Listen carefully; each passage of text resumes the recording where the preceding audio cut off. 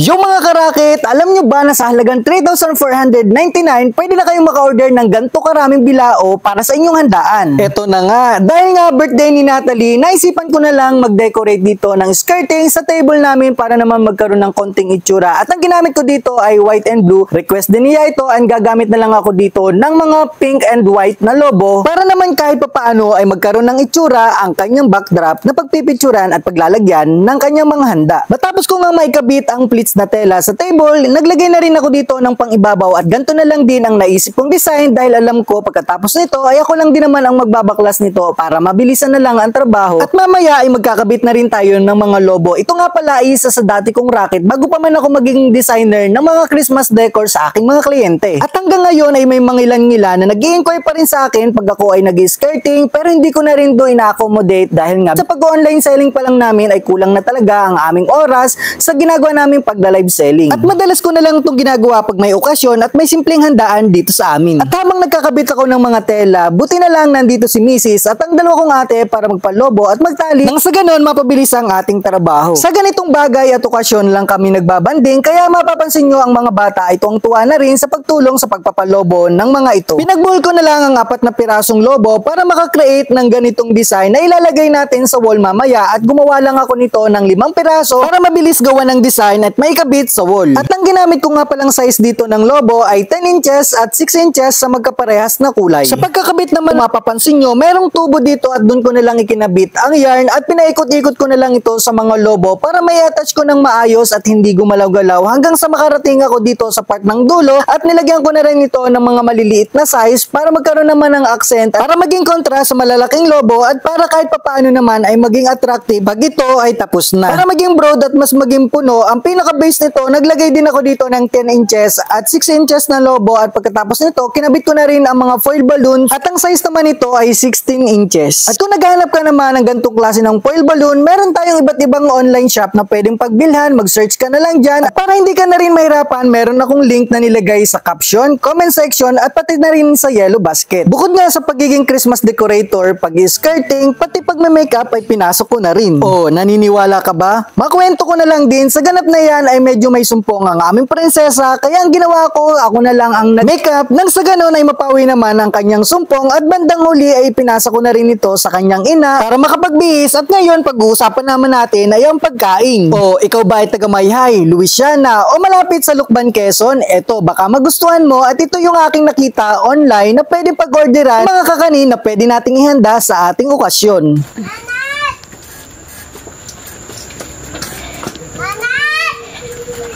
Wow, ang cute.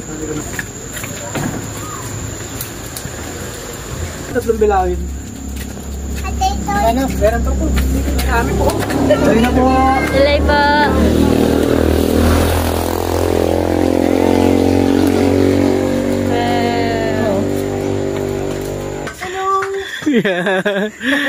Thank you po. Si Mom. At nabalitaan ko pa daan-daang piraso ng bilao ang nasosold out nila sa isang buwan. O ikaw, naniniwala ka ba na ang 5,000 pesos mo ay pwede nang makabil sa kanila ng 11 na bilao at may kasama pang 2 layer na cake na ikaw mismo ang pipili sa kanilang menu? O duda ka pa ba? Tinanong ko ang mga naging bisita kung satisfied sila sa lasa at marami naman ang nagsabi ng oo. Kung sa tingin mo marami ang worth of 5,000 pesos, pwede ka makabil sa kanila ng 3,499 at ito mismo ang makukuha mo sa kanila na pwede ka ring mamili sa kanilang menu. O natakam ka rin ba? Huwag kang mag-alala dahil yung kanilang Facebook ay makikita mo din sa description box at dyan sa comment section. O mag-check ka na para sa mga future events mo ay maka-order ka rin. O hala na, kung sa tingin mo naging helpful ang video na to, paki-consider, pa-like and share at kung hindi ka pa nakapag-follow, mag-follow ka na dito sa social media natin. Maraming salamat. Ingat. Bye-bye. God bless.